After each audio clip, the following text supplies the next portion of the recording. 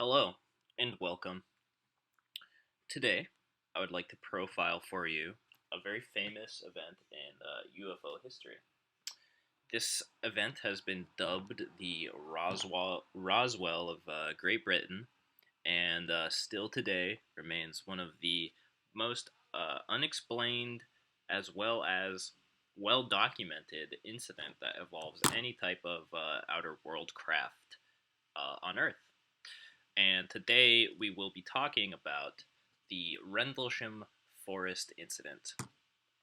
Now, this incident took place between 2 days, December 26th and December 28th of 1980.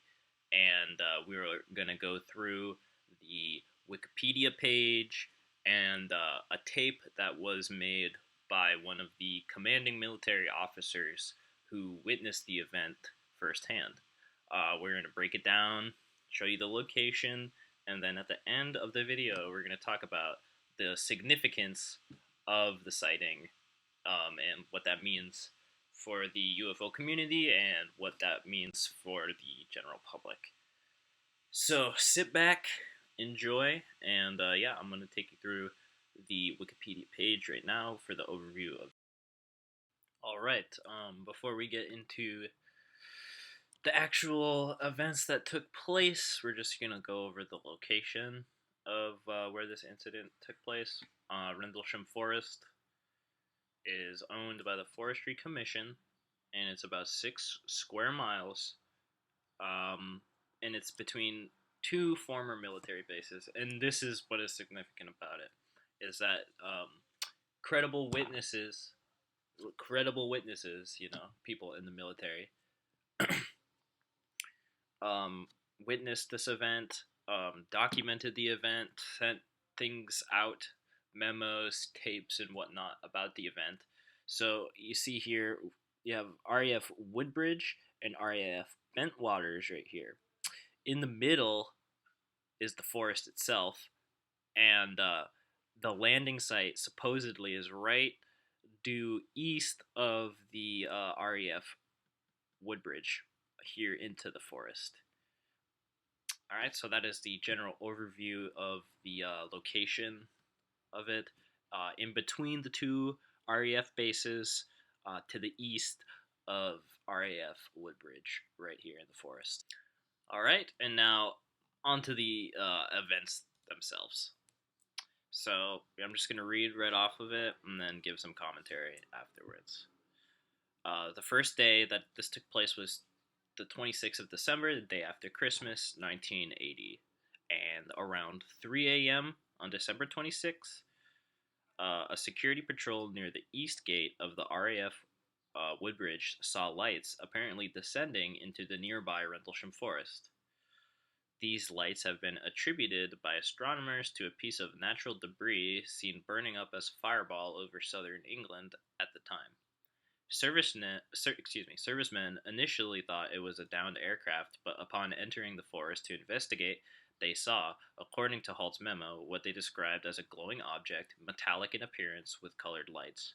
As they attempted to approach the object, it appeared to move through the trees, and the animals on a nearby farm went into a frenzy. One of the servicemen, Sergeant Jim Penston, later claimed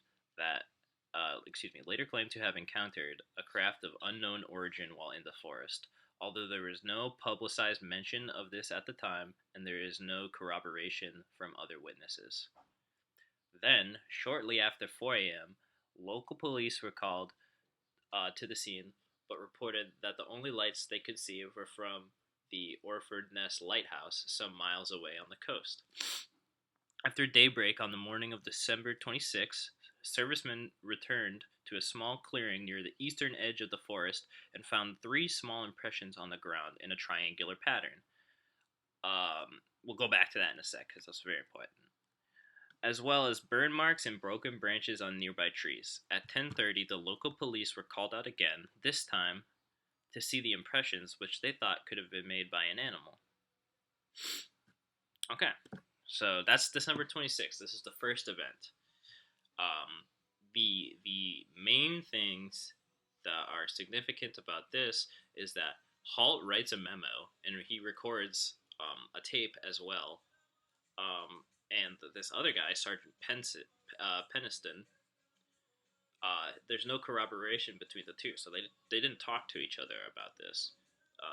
These are two separate eyewitness accounts of what happened. The police come to the scene and they tell everybody that they think the only lights that they can see are from the lighthouse, which is contradictory to what all the servicemen said that they saw, because they saw a craft, metallic in appearance, and a lot of different colored lights. You know, a lighthouse only has one colored light that goes around in a circle. And then the most important part of the first day's events are the actual physical evidence that the supposed craft leaves in the forest. The triangular pattern, very, very common, especially in European sightings of UFOs. In the States, we usually see cigar shaped or the classic flying saucer shaped, but especially in the 80s, I think it was the Netherlands as well. There's just a very, very large amount of triangular UFO sightings. So the fact that there is a triangular pattern in the ground, there are burn marks and the broken branches of nearby trees, and then after this, in the morning, police come and say that, it was an animal that made these. But it does not explain the triangular pattern, and it does not explain the burn marks. You can attribute maybe a broken branch or like flattened clearing or whatever to an animal, but there's no triangular shaped animal, and animals can't harness like fire or any type of energy enough to actually like burn things into the ground. So there is physical evidence on the ground the first day that is kind of overlooked by a lot of the local authorities and kind of just kept hidden from the public. Okay, so that's the 26th of December. Okay, so now we move on to the 28th of December, the second day of the incident. So again, same thing, I'm going to read and then give some commentary. The Deputy Base Commander, Lieutenant Colonel Charles Halt, visited the site with several servicemen in the early hours of the 28th of December, reported as the 29th by Halt. They took radiation readings, and they found a larger amount of radiation in the area that they went to as opposed to the other regions that were in the area. Furthermore, they detected a similar small burst over half a mile away from the landing site. Halt records the event on a microcassette recorder. See the Halt tape. We'll go back and listen to some of that in a sec. It was during this investigation that a flashing light was seen across the field to the east, almost in line with a farmhouse, as the witnesses had seen on the first night. The Orford Ness Lighthouse is visible further to the east in the same line of sight, which, police saw that and said that that was the only light that they could see on the 26th. Later, according to Halt's memo, 3 star-like lights were seen in the sky, 2 to the north and 1 to the south, about 10 degrees above the horizon. Halt said that the brightest of these hovered for 2 or 3 hours and seemed to beam down a stream of light from time to time. Astronomers have explained these star-like lights as bright stars. Okay, so this is the second day. Not as significant as the first day, because it doesn't really leave any more physical evidence aside from the radiation readings that they took. And Halt records a little bit more on tape this day. The 28th, you could say, kind of lines up a little bit more with what the police wanted to say about the lighthouse being the only visible lights in the sky. But, Halt in the memo says that he sees star-like, very bright star-like lights up in the sky in the semi-triangle shape as well. and that they hovered for a while and then left. Astronomers say that they were bright stars, but that wouldn't explain why they were hovering and then left. So, that's the 28th. A little bit less significant as far as like events and physical evidence goes, but still, nonetheless, it is a return of these lights to the area, which makes it not such a freak and like single origined thing. Okay, the next section we're gonna go through a little bit of the tape, and you can hear Halt, talking his way through this and trying to make sense of what's going on. Okay, so this is gonna be the tape section. If you want to listen to the full tape, which I recommend if you're interested in this event, you should listen to the full tape. But we're gonna get into the really like the juicy part where you can hear a lot of their surprised emotions. And this particular recording comes from about 14 minutes into the 18-minute long tape.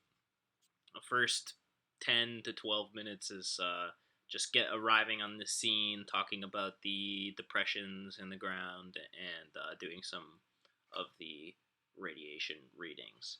But this next section is talking specifically about the lights and them witnessing them in real time. Okay, so I'm going to go ahead and play that. It's about 2-minute long section of the tape. Something other than the ground. I think it's something variable here. Tree right over. We just sighted the first night bird we've seen. We're about 150 or 200 yards from the site. Everything else is just deathly calm. There is no doubt about it. There's some type of strange flashing red light ahead. It's yellow.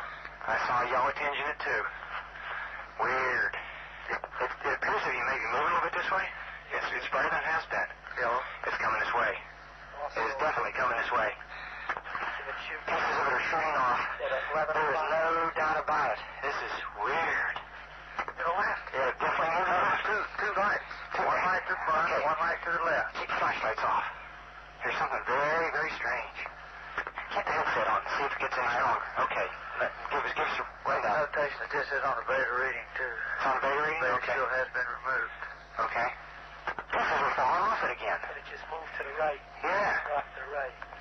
Strange. Oh, well, why to the left? Let's approach to the edge of the woods up there. Can you undo without lights? Let's do it carefully. Come on. Okay, we're looking at the thing. We're probably about 200 to 300 yards away. It looks like an eye winking at you. It's still moving from side to side. And when you put the star scope on it, it sort of has a hollow center, a dark center. It's like the pupil of an eye looking at you and winking. And the flash is so bright to the star scope that it almost burns your eye. We passed the farmer's house and across into the next field. Now we have multiple sightings of up to 5 lights with a similar shape and all, but they seem to be steady now rather than a pulsating or glow with a red flash. We just crossed the creek, Here we go. Slow. and we're getting what kind of readings now? Getting 3 good clicks on the meter, and we're seeing strange lights in the sky. 244, we're at the far side of the second farmer's field, and made sighting again about 110 degrees. This looks like it's clear out to the coast. It's right on the horizon. Okay. That is a very good little clip of the audio. You can hear the surprise. You can hear the confusion of the people who are there. And he says it looks like an eye that's winking at you. And when they put the star scope on it, that the light is so bright that it almost blinds who's ever looking at it through the star scope.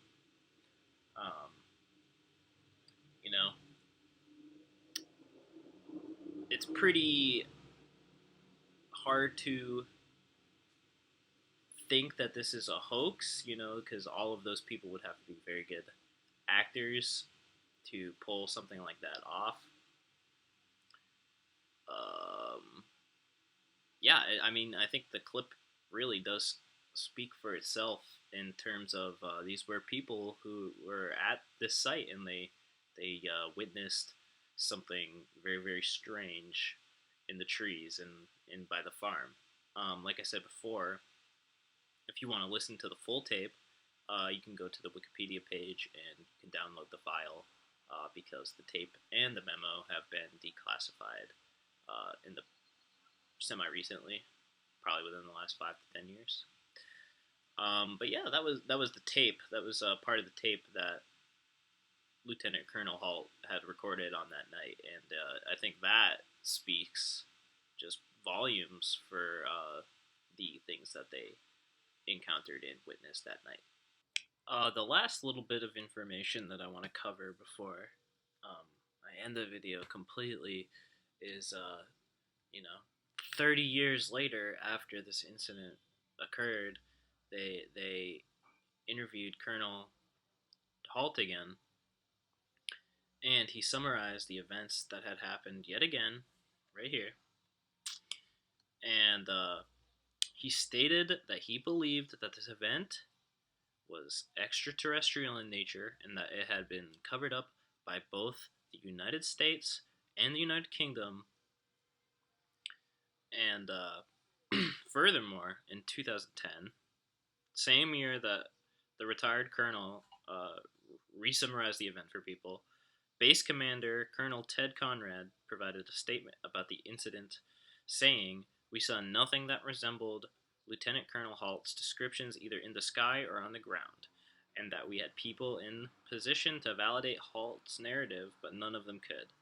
In an interview, Conrad criticized Halt for the claims in his affidavit, saying he should be ashamed and embarrassed by his allegation that his country and Britain both conspired to deceive their citizens over the issue.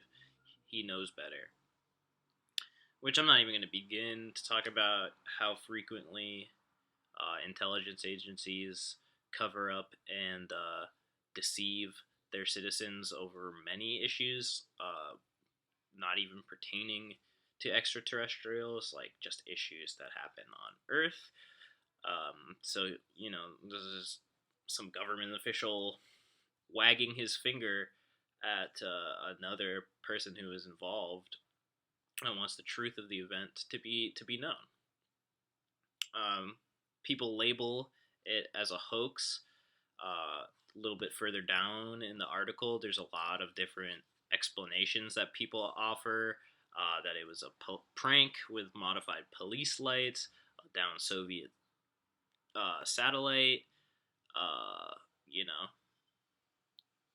People try and make all these different factors come into effect, but they can prove them. They can't prove them as much as they can prove what Halt and the men that he was with saw that night.